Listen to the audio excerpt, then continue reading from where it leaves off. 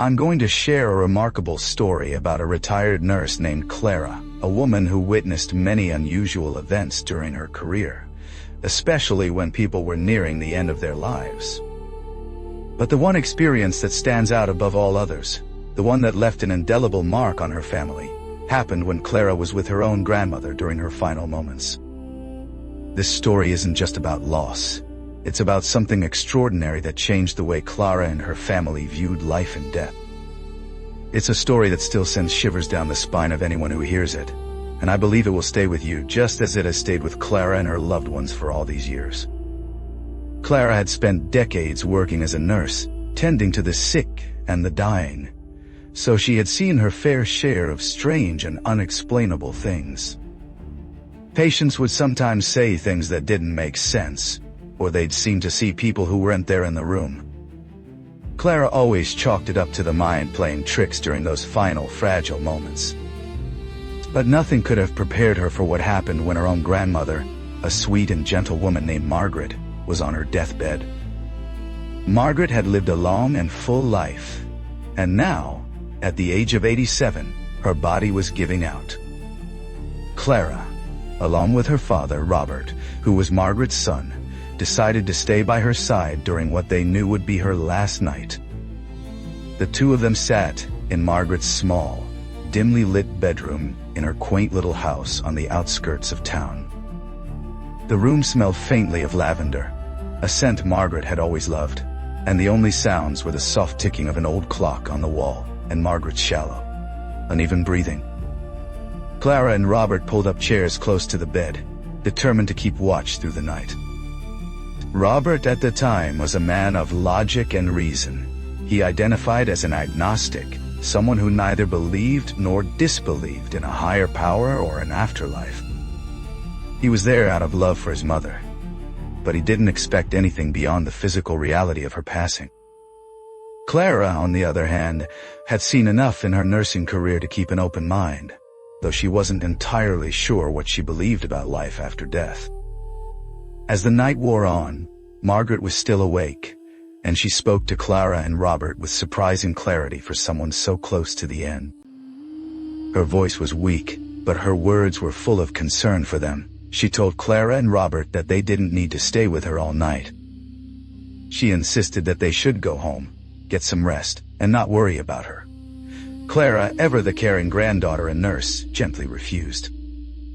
She leaned closer to Margaret and said, "You go ahead and rest, Grandma. Close your eyes and sleep. We'll go home after that." Robert nodded in agreement, though his face showed the strain of watching his mother fade. They both knew the end was near, but they couldn't bear to leave her alone. Not long after that tender exchange, it became clear that Margaret was slipping closer to the other side. Her breathing grew more labored, and her eyes seemed to focus on something far away, something beyond the room. Clara, with her years of experience, recognized the signs. She held Margaret's frail hand, feeling the coolness of her skin, and whispered soft words of comfort. Robert sat silently, his hands clasped tightly in his lap, trying to stay strong. But then something unexpected happened. Margaret, who had been so quiet and weak just moments before, suddenly began to speak again. Her voice was clearer than it had been all night, almost as if she had found a burst of energy from somewhere deep within. What struck Clara and Robert most was that Margaret wasn't speaking to them. The way she talked, the tone of her voice, it was as if she was having a conversation with an old friend, someone she hadn't seen in years. Her words were warm and familiar, filled with a kind of joy that didn't match the somber mood in the room. Clara and Robert exchanged puzzled looks, unsure of what to make of it. Then, Margaret said something that made their hearts skip a beat. She mentioned a famous person from the United Kingdom, someone well known to the public, a name that seemed completely out of place in that quiet, intimate moment. She spoke as if she had just received news about this person, as if someone had told her something important about them. Clara and Robert didn't know what to think. At first they assumed Margaret was simply delirious, her mind wandering as her body shut down. After all, It wasn't uncommon for people in their final moments to say random things, or to imagine conversations that weren't real. Clara had seen it many times in her career as a nurse. She thought Margaret was just confused, mixing up memories or dreams with reality. Robert, ever the skeptic, agreed. He whispered to Clara that his mother was probably just saying things without meaning, that it was a sign she was very close to the end. They both tried to brush it off, focusing instead on staying by her side and making sure she felt their presence. It wasn't long after that strange moment that Margaret took her last breath. Her passing was peaceful, almost as if she had simply drifted off to sleep. Clara felt a lump in her throat as she checked for a pulse, and found none. She looked at Robert, whose eyes were filled with tears, and they sat there for a while in silence, holding on to the memory of Margaret's final moments. They knew they had lost someone irreplaceable, but they also felt a quiet relief that she was no longer in pain. The night had been long and emotional, and as dawn broke, they began to prepare for the difficult days ahead. The next morning, Clara and Robert were still in Margaret's house, trying to process their loss. They had the radio on in the background, a small device sitting on the kitchen counter, tuned to a local news station. They weren't really listening, just letting the sound fill the quiet space as they sipped their coffee and talked about funeral arrangements. But then, the very first announcement of the day caught their attention. The news anchor's voice was clear and somber, as they reported that the very same famous person Margaret had mentioned the night before had passed away during the night. Clara froze, her coffee cup halfway to her lips. Robert's eyes widened in disbelief. They stared at each other, unable to speak, as the reality of what they had just heard sank in. There was no way Margaret could have known about this person's death. The news hadn't been public until that morning, and Margaret had been bedridden for weeks, with no access to outside information. She hadn't been watching television, reading newspapers, or even talking on the phone.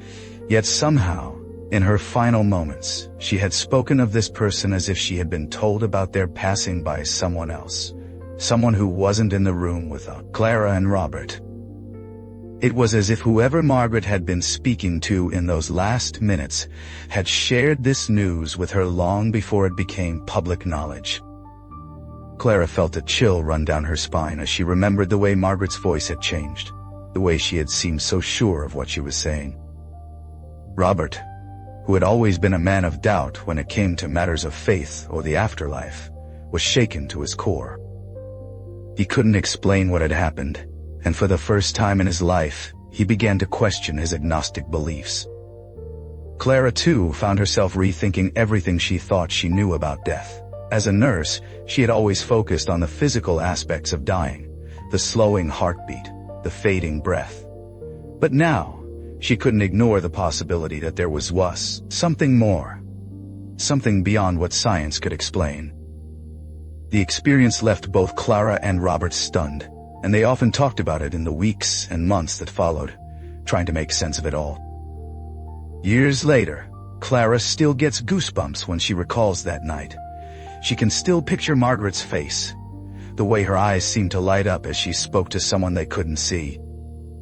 She can still hear the radio announcer's voice confirming the news that Margaret had somehow known hours before. Clara often wonders who Margaret was talking to in those final moments. Was it a loved one who had passed on before her, coming to guide her to the other side? Was it a glimpse into a world beyond this one, a place where time and knowledge work differently? Clara doesn't have the answers, but she knows one thing for sure. That night changed her forever. Robert, too, was never the same after his mother's passing.